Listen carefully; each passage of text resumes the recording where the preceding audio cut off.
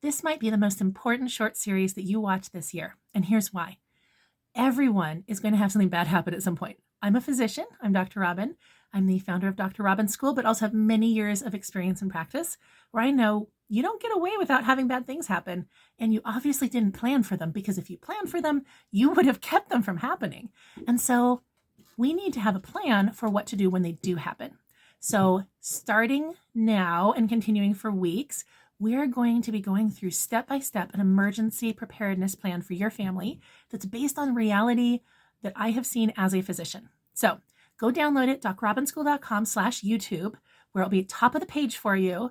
And each week we're going to be going through one section. This week, you're going to be coming up with your team of people that you need to take care of and that you can depend on in case of an emergency. That's going to be everyone in your household, also your neighbors, friends, people on the other side of town that you can go stay with if your area is evacuated, all those kinds of things that you're going to need in case of an emergency.